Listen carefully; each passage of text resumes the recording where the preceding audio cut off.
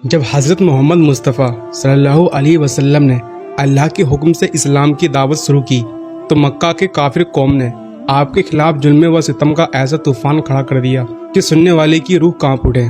آپ صلی اللہ علیہ وسلم پر ایسے اتیاچار ڈھائے گئے کہ اگر کوئی انسان ذرا بھی سوچ لے تو اس کی آنکھوں سے آنسو بہہ نکلے۔ تو آئیے پورے واقعات کو تفصیل سے جانتے ہیں۔ مکہ کے کفار خاص کر کے قبیلہ بنو ہاشم سے لڑائی چھڑ جانے اور غارت گری کا خوف ہونے کی وجہ سے دشمن آپ کو سیدھے طور پر جان سے نہیں مار سکتے تھے، لیکن انہوں نے تکلیفوں اور ظلم کا پہاڑ توڑنا شروع کر دیا۔ سب سے پہلے انہوں نے افواہیں پھیلانی شروع کی۔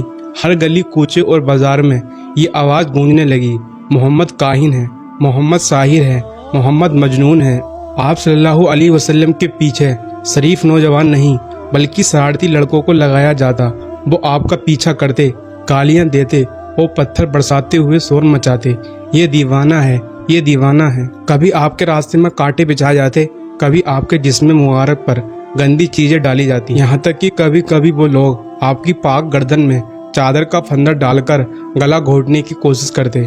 روایت میں آتا ہے ایک بار جب آپ صلی اللہ علیہ وسلم حرم کعبہ میں نماز پڑھ رہے تھے تو بدنصیب ابی بن خلف نے پیچھے سے آ کر آپ کی گردن میں چادر کا پھندر ڈالا اور اتنی زور سے کھینچا کہ آپ کا دم گھٹنے لگا۔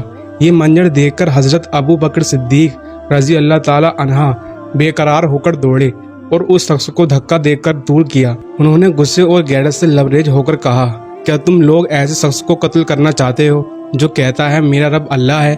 جب حضرت ابو بکر صدیق رضی اللہ تعالی عنہ نے دشمنوں سے رسول اللہ صلی اللہ علیہ وسلم کی جان بچانے کی کوشش کی تو اس دھکا مکی میں انہوں نے مکہ کے کافروں کو دھکا بھی دیا اور خود بھی ان کے ہاتھوں سے چوٹ کھائی۔ کفار رسول اللہ صلی اللہ علیہ وسلم کے معجزات اور روحانی تاثیر دیکھ کر حیران رہ جاتے، مگر ایمان لانے کی بجائے وہ ضد پر اڑے رہتے اور آپ کو سب سے بڑا جادوگر کہہ کر تانا دیتے۔ جب بھی آپ صلی اللہ علیہ وسلم قرآن پاک کی تلاوت فرماتے تو وہ لوگ ہنگامہ کھڑا کر دیتے، کبھی تالیاں بجاتے، کبھی سیٹیاں مارتے اور اتنا شور مچاتے کہ کسی کے کان میں اللہ کا کلام نہ پہنچ پائے۔ یہاں تک کہ جب آپ صلی اللہ علیہ وسلم بازاروں یا میلوں میں تلاوت فرماتے اور لوگوں کو دعوت حق دیتے تو آپ کا چاچا ابو لہب پیچھے پیچھے چلتا اور چلاتا، اے لوگو، میرا بھتیجا جھوٹ بول رہا ہے، یہ دیوانہ ہو گیا ہے، اس کی کوئی بات مت سنو۔ ایک مرتبہ آپ صلی اللہ علیہ وسلم مکہ کے ایک بازار میں تشریف لے گئے اور لوگوں کو کلمہ حق کی دعوت دی۔ اسی وقت ابو جہل دھول اڑا کر کہنے لگا، لوگوں اس کے دھوکے میں مت آنا، یہ چاہتا ہے کہ تم اپنے بت لات اور عزا کی عبادت چھوڑ دو۔ لات اور عزا مکہ کے لوگوں کے مشہور بت تھے۔ پھر ایک اور موقع پر جب آپ صلی اللہ علیہ وسلم حرم کعبہ میں نماز ادا کر رہے تھے، ابو جہل نے اہنکار بھری آواز میں کہا، کوئی ہے جو اونٹ کی اوجری لا کر محمد صلی اللہ علیہ وسلم کے سجدے کی حالت میں ان کے کندھوں پر ڈال دے۔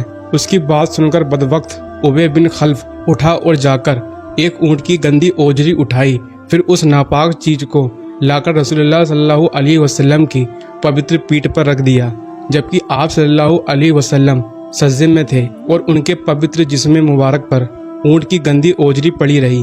مکہ کے کافر اس ناپاک حرکت پر کہہ لگا کر اتنا ہنسے کہ ہنستے ہنستے ایک دوسرے پر گرنے لگے۔ آخرکار وہ معصوم بچی بی بی فاطمہ رضی اللہ تعالی عنہا جو اس وقت ابھی بہت کمسین تھی دوڑ کر آئی۔ انہوں نے ان بدبختوں کو ڈانٹتے ہوئے وہ گندی اوجری اپنے پیارے والد محترم صلی اللہ علیہ وسلم کی کمر سے ہٹا دی۔ قریش کی اس شرارت سے نبی پاک صلی اللہ علیہ وسلم کو بہت دکھ کر دیا۔ جب آپ صلی اللہ علیہ وسلم نماز سے فارغ ہوئے تو آپ نے 3 بار ہاتھ اٹھا کر یہ دعا کی، اے اللہ، تو قریش کو اپنی گرفت میں لے لے۔ پھر آپ نے خاص طور پر ابو جہل اور اس کے ساتھیوں کے نام لے کر بددعا کی، اے الہی، تو انہیں اپنی گرفت میں پکڑ لے۔ حضرت عبداللہ بن مسعود رضی اللہ تعالیٰ عنہ فرماتے ہیں، خدا کی قسم، میں نے جنگ بدر کے دن اپنی آنکھوں سے دیکھا کہ جن لوگوں پر رسول اللہ صلی اللہ علیہ وسلم نے بددعا کی تھی ان کی لاشیں زمین پر بکھر پڑی تھی، پھر انہیں جلت کے ساتھ گھسیٹ کر بدر کے ایک گڈھے میں ڈال دیا گیا۔ اس وقت رسول اللہ صلی اللہ علیہ وسلم نے فرمایا، اللہ کی لعنت ہو اس گڈھے والوں پر، یہ سب میرے پڑوسی تھے اور مکہ کے بڑے امیر رسوخ والے لوگ تھے۔ جب آپ رسول اللہ صلی اللہ علیہ وسلم نے ان لوگوں کی سرکشی اور ضد دیکھی اور انہیں ایمان لاتے ہوئے نہ پایا تو آپ نے دعوت اسلام کا پیغام مکہ کے آس پاس کی بستیوں پر پہنچانا شروع کیا۔ اسی سلسلے میں آپ کے طائف کا سفر کیا۔ اس سفر میں آپ کے ساتھ آپ کے وفادار غلام اور صحابی حضرت زید بن حارث رضی اللہ تعالیٰ عنہ بھی موجود تھے۔ طائف اس زمانے میں دولت مند لوگوں کا علاقہ تھا۔ وہاں کے مشہور امیروں میں عمرو کے 3 بھائی بہت رسوخ والے تھے۔ رسول اللہ صلی اللہ علیہ وسلم نے ان کے پاس تشریف لے گئے اور انہیں اللہ کی طرف دعوت دی۔ رسول اللہ صلی اللہ علیہ وسلم نے طائف کے 3 امیر بھائیوں کو جب اسلام کی دعوت دی تو انہوں نے نہ صرف اسلام قبول کرنے سے انکار کر دیا بلکہ انتہائی بےہودگی اور گستاخی سے جواب دیا۔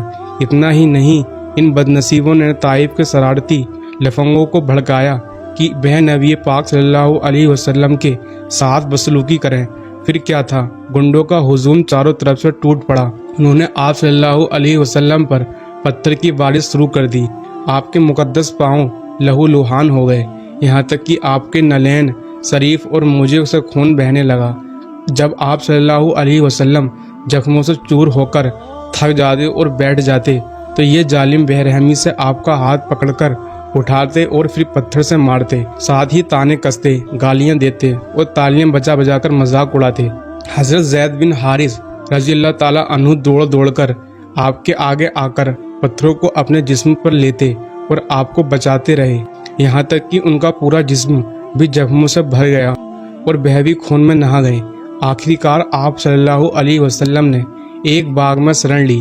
یہ باغ مکہ کے 2 بڑے کافر بھائیوں کا تھا۔ انہوں نے اپنے نصرانی غلام کے ذریعے آپ کے لیے انگور بھیجے۔ جب آپ نے بسم اللہ کہہ کر انگور اٹھائے تو وہ نصرانی غلام حیرت سے کہہ اٹھا، اس علاقے کے لوگ تو یہ کلمہ زبان پر نہیں لاتے۔ رسول اللہ صلی اللہ علیہ وسلم نے ان سے پوچھا، تمہارا وطن کہاں ہے؟ اس نے جواب دیا، میں نینوا شہر کا رہنے والا ہوں۔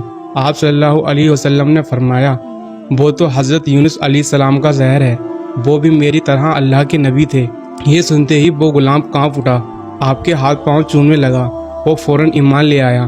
اسی سفر میں جب آپ صلی اللہ علیہ وسلم مقام نخلا میں تہجد کی نماز ادا کر رہے تھے اور قرآن کی تلاوت فرما رہے تھے تو نصیبین قبیلے کے جنوں کی ایک جماعت حاضر ہوئی۔ انہوں نے اللہ کا کلام سنا اور وہیں ایمان لے آئے۔ پھر یہ جن اپنی قوم میں لوٹ کر گئے اور انہیں بھی دعوت اسلام دی۔ نتیجہ یہ ہوا کہ جماعت در جماعت جن حاضر ہو کر اسلام قبول کرنے لگے۔ قرآن مجید میں سورہ جن کی شروعاتی آیتوں میں اللہ تعالیٰ نے اسی واقعے کا ذکر فرمایا ہے۔ آپ صلی اللہ علیہ وسلم نے کچھ دن وہاں قیام کیا اور پھر مکہ لوٹے، لیکن واپسی پر بھی اپنی ہمت نہیں ہاری۔ آپ نے قریش کے ایک نامور سردار مطیع بن عدی کے پاس پیغام بھیجا۔